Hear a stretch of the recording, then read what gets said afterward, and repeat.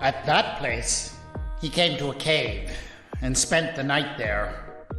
Then the word of the Lord came to him, saying, "What are you doing here, Elijah?" He answered, "I have been very zealous for the Lord, the God of hosts. For the Israelites have forsaken your covenant, thrown down your altars, and killed your prophets with the sword.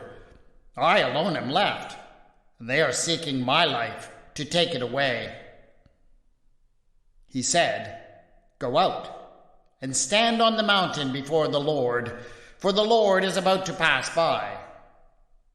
Now, there was a great wind, so strong that it was splitting mountains and breaking rocks in pieces before the Lord. But the Lord was not in the wind. And after the wind, an earthquake. But the Lord was not in the earthquake. And after the earthquake, a fire. But the Lord was not in the fire. And after the fire, a sound of sheer silence. When Elijah heard it, he wrapped his face in his mantle and went out and stood at the entrance of the cave. Then there came a voice to him that said, "What are you doing here, Elijah?" He answered, "I have been very zealous for the Lord, the God of hosts. For the Israelites have forsaken your covenant, thrown down your altars, and killed your prophets with the sword. I alone am left, and they are seeking my life to take it away." The story of the appearance of Yahweh to Elijah at Mount Horeb is powerful and dramatic. I have always loved it. It is one of those great special effects stories of the Bible, with the wind, earthquake, and fire rushing past Elijah as he hides in the cave. What a great opportunity for a podcaster to dip deep into a sound effects archive. But I always particularly loved it because God was never actually present in the special effects. God was instead present in the sound of sheer silence. That just seemed to say so much more about how we might actually encounter God in this tumultuous world. And then there is the happy and uplifting part at the end of the story where God gives Elijah a friend and companion in the person of the prophet Elisha, and encourages him by telling him that he's not as alone in his faithfulness to Yahweh as he thought. Yes, it just seemed to be this wonderfully positive story. But then I reread it recently, and there were some things about it that didn't quite seem so uplifting, that were a bit disturbing and, amazingly, oddly familiar. It's really all about how you tell the story. This is Retelling the Bible.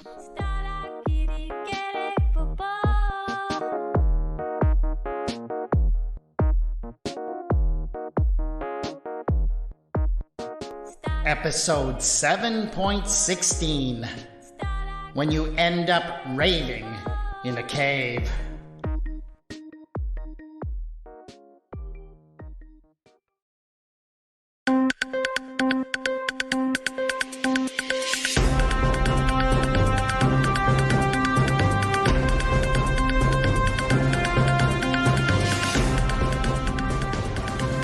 Ladies and gentlemen, we begin this morning with a special report on the state of Yahwism in Israel.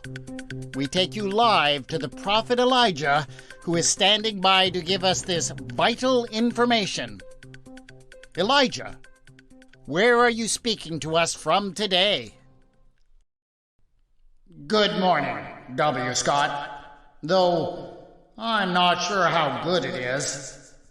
I'm reporting to you live from this cave on Mount Horeb, where I have hidden out because of just how bad things are. Look, I have been very zealous for Yahweh Elohei Tsebaot, but the people around here have gone woke and forsaken God's covenant. The altars dedicated to Yahweh are deserted. The sanctuaries are falling into disrepair. People are not sacrificing as much, and the prophets of Yahweh are no longer automatically given respect in society. We just don't get to do whatever we want anymore. And sometimes, when the prophets and priests say things that the society around them finds to be intolerant, they get cancelled, if you can imagine that. People do things like unfriend them on Facebook and unfollow them on Twitter. Why, these days it is as if I alone am left, and they are seeking to cancel me too. So, I have come on this major television network to warn you all that they are not letting us have a platform anywhere. Beware! Beware! Okay, Elijah. Thanks for the report. I think I'm going to talk to the head of the network about getting you a few mental health days. Okay? We're all doomed! Doomed, I tell you! It is as if they are canceling Yahweh! We, seem to have lost the feed from our reporter on the scene. Stay tuned, everyone. We will be back after this break with a report on King Ahab's latest cabinet shuffle.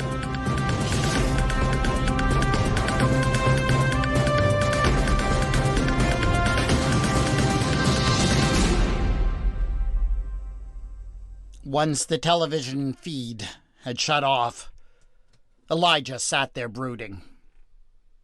It just wasn't fair that he alone was left to do everything to protect God and his reputation in this world. He thought about all that he had gone through over the past few years. It had all started out so wrong as far as he was concerned when King Ahab arranged a marriage with Jezebel, daughter of the king of Tyre. As was normal, of course, she brought images of her people's gods, as well as priests and prophets with her, to the Israelite court. This kind of thing happened all the time, whenever a political marriage took place. But Elijah and a few of his friends decided that this time it was simply intolerable. He began a campaign to counter the queen's influence, arguing that any worship of any other god was an attack on the dignity of Yahweh. When an extended drought set into the countryside, Elijah frequently and loudly proclaimed that this disaster was not the result of climate change, but rather a judgment from God because some people were worshiping Baal. Using such rhetoric, Elijah had gathered a great number of the people together and worked them into a frenzy at a religious meeting on Mount Carmel. The people responded by organizing a boycott of anyone who was promoting the worship of Baal. And it was a very serious boycott. They did things like shoot at idols of Baal with their AR-15s. Elijah didn't really feel responsible for that. He had merely spoken the truth and carried out the sacrifice. How was it his fault what the people then did in their zeal for Yahweh? How was it his fault if some people got wounded or maybe killed when the people got carried away? But Queen Jezebel apparently didn't see it that way. She had sent a message threatening to cancel Elijah, perhaps even implying that she would cancel him right to death. And so Elijah had run for his life, and that was how he came to be hiding out in this cave. But it wasn't just any cave. It was a cave on Mount Horeb, the very mountain upon which God had appeared to Moses, though in some of the old stories the mountain was called Sinai. Elijah felt certain that God would finally appear to answer his urgent complaints in this place. Elijah waited a long time, but eventually he noticed a growing sound outside of the cave. "This is it," he thought to himself. "God is finally coming." The noise kept building and building. Before long, it was clear exactly what he was hearing. It was a mighty wind, a wind so powerful that it felt as if it could split mountains and break rocks in pieces. Oh, yes. Here was the ticket. Here was just the thing to destroy all of the people who were standing in the way of Elijah doing whatever he wanted. Yes, surely God would show everyone who was boss with a mighty wind. But wait a minute. Just moments after the wind was at its terrifying greatest crescendo, it quickly began to dissipate and fade away. No, it seemed that God wasn't in the wind at all.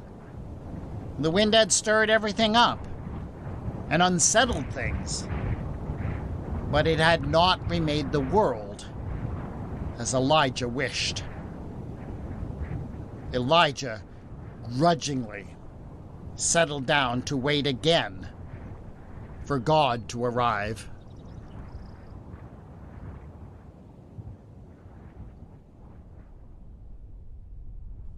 The earthquake, when it started, came on faster than the wind had. The cave and the whole mountain around him were suddenly thrown into complete and utter chaos. He didn't know which way was up, and he was filled with such terror that he was suddenly certain that his God truly was present, that he was angry, and that he had come to murder the prophet. But then, just moments after he was sure that the whole cave was about to collapse around him, the earthquake ended almost as quickly as it had begun. Elijah felt shaken to his very core, but was surprised to discover that he was still in one piece. Yes, it seemed as if God hadn't been in the earthquake after all. And something in the prophet began to build. A suspicion that maybe he didn't really want God to show up after all.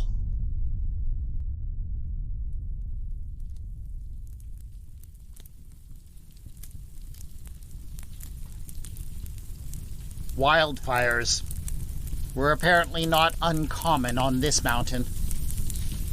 It was said that Moses himself had encountered God here, in the midst of one.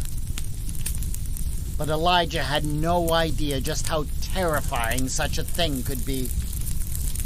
The fire swept up the mountainside, as if it were a great monster chasing its prey. The heat and the smoke and the very sound of it were all overwhelming. As he fled into the depths of the cave, he felt certain, once again, that he was about to die. Surely God was in the fire. The fire didn't enter the cave. There must have been some secret vent deep in the rocks, because the smoke never grew so thick that Elijah could not draw breath. Eventually the fire swept on, in search of new fuel, leaving nothing but smoldering ashes all around the entrance. And Elijah realized that God had not been in the fire either. But he honestly didn't know whether to be relieved or frustrated. Would God ever come? Did he even really want God to come?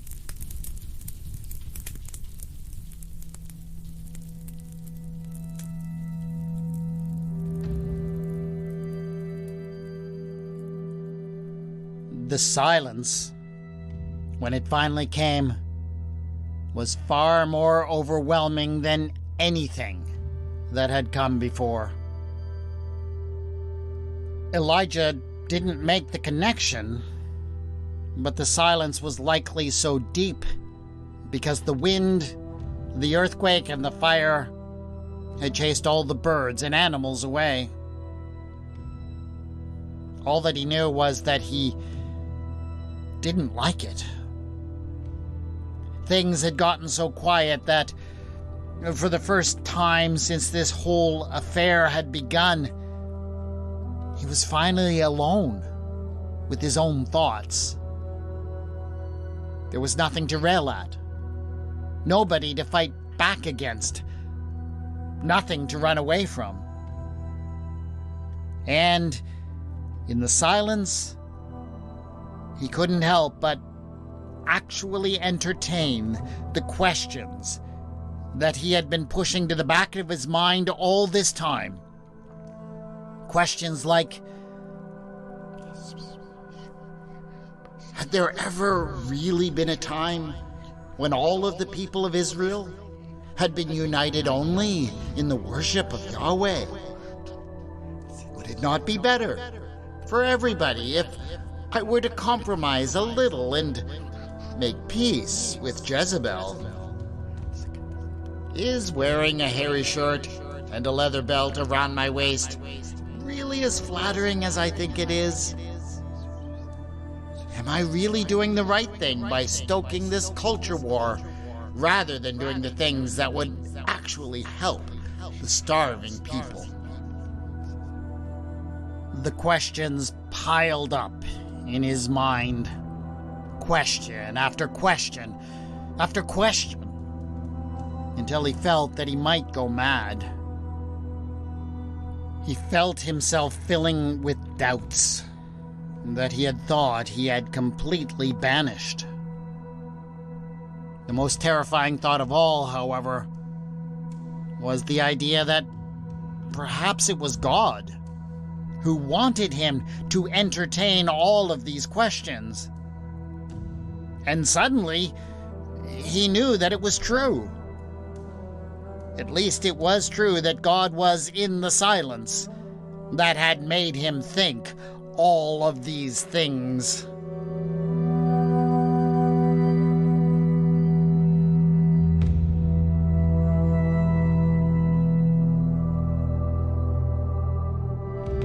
Elijah ran to the entrance of the cave.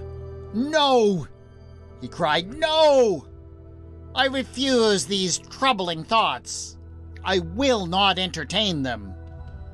If Yahweh is in this silence, I will not listen to the disturbing thoughts in it. I will hold on to my complaint. Look, I have been very zealous for Yahweh Elohei Tsebaot, but the people around here have gone woke and forsaken God's covenant. The altars dedicated to Yahweh are deserted. The sanctuaries are falling into disrepair. People are not sacrificing as much, and the prophets of Yahweh are no longer automatically given respect in society. We don't get to do whatever we want anymore.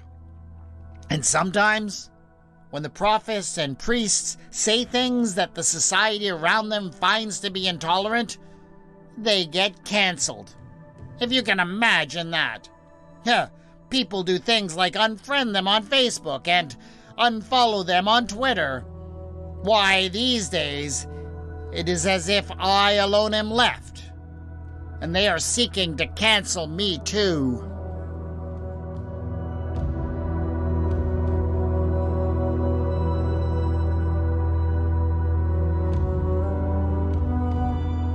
Elijah wasn't quite sure what he could do. He needed an answer from God, but all he had gotten was that blasted silence. He hadn't liked any of the questions that had come out of that. It seemed that he needed to do something to force God's hand, something that would stir up, something more like wind or earthquake or fire. That was what was needed to shake things up. God was obviously wrong. He should have been in those things.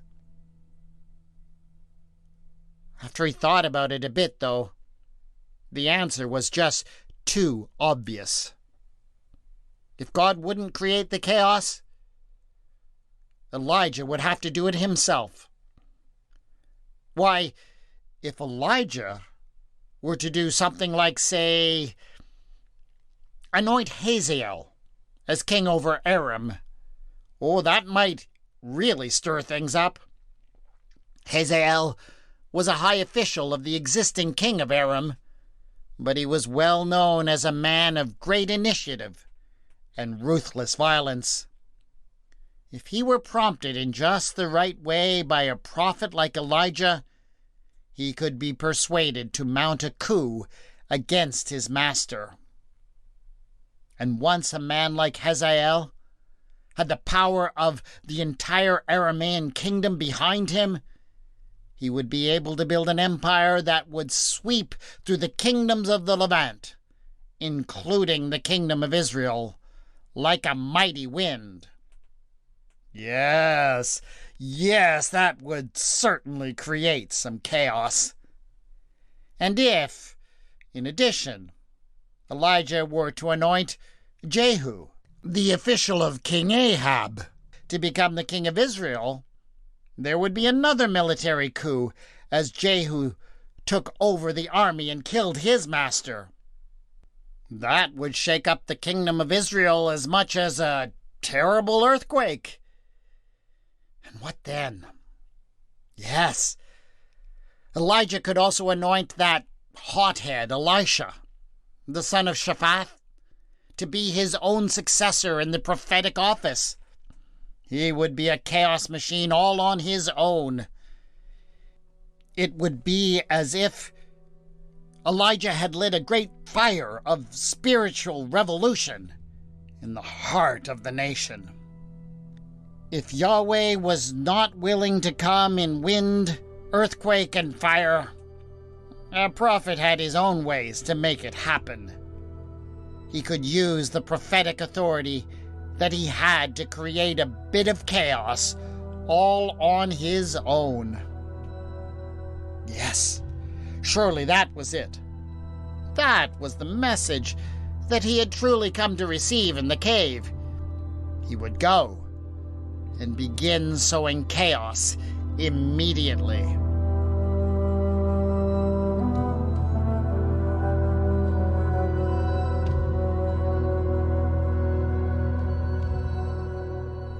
And where exactly was God in all of this? I can't help but feel that he had to be a bit frustrated with what had just happened. The messaging could not have been clearer. God had not shown up in the wind, earthquake, or fire. And yet Elijah had left determined to pursue a course that would only lead to such chaos. God had come in the silence, but Elijah, apparently, hadn't wanted to listen to that. He responded by simply repeating the same complaint that he'd been making all along. And now, Elijah was gone, and the message that God had been trying to impart remained unheard.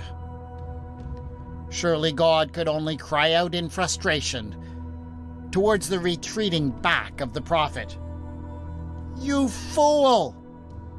I will leave 7,000 in Israel, all the knees that have not bowed to Baal, and every mouth that has not kissed him. What makes you think that you have to defend me and my honor? I can take care of myself, Elijah." I suspect that Elijah did hear something to that effect as he left. But whether he was really inclined to pay heed to such a message, I am not so sure.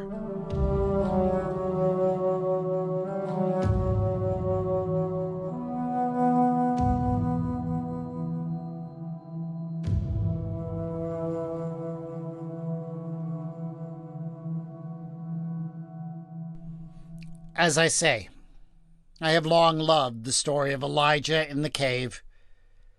This idea of God's sudden appearance to a believer in a time of great need seems so compelling.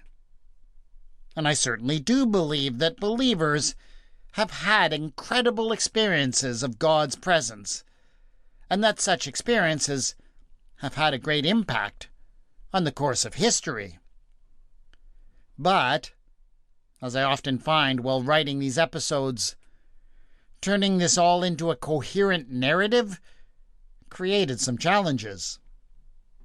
I had to ask myself, how did Elijah know that God wasn't in the wind, earthquake, or fire?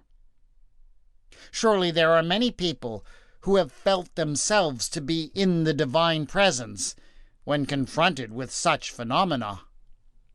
How could he be so sure that that wasn't the case? And yet, as I lived through the summer of 2023 with its record wildfires, flooding, and extreme weather, I know that I might be suspecting that somewhere in all of that, God might be trying to say something to us about what we need to change. But apparently there are lots of people who are sure that God isn't speaking through such things. So I guess Elijah is not alone. And then, even more troubling, God is in the silence. This creates some particular challenges in telling the story. How is Elijah supposed to recognize the presence of God in the absence of something? Even more important, if God is in the silence, then God cannot be speaking. So how is Elijah able to know what God says? There has to be some sort of inner dialogue taking place. And so I took all of that, putting it together with some of the trends that are taking place in my society these days, the various battles of the culture wars that seem to have some resonance with Elijah's complaints, and this was the story that I came up with. I've always admired Elijah, particularly for his principled stand that he takes in the case of Naboth the Jezreelite. But as I enter into this story, I cannot escape the sense that he just isn't listening, isn't seeing the contradictions between what is really happening and what he wants to happen. I think that happens to all of us at some point. At least, that is how the story spoke to me. How about you? That is it for this episode of Retelling the Bible. Please subscribe so you can get the next episode in a couple of weeks, and do leave a review on your podcast provider to help other people find and appreciate this podcast. The theme music for the podcast is Ada, and the mood music for this episode was Thunderbird, both by Kevin MacLeod. The news theme was Newsflash 1 by Sasha End.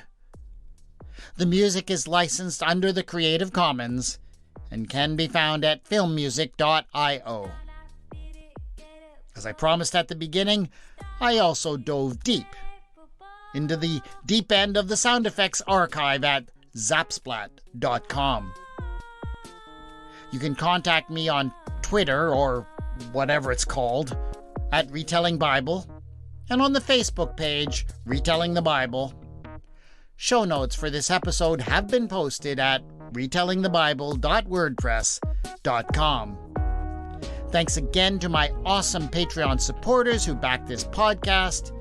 If you'd like to join them or discover the benefits they receive, go to patreon.com/retellingthebible.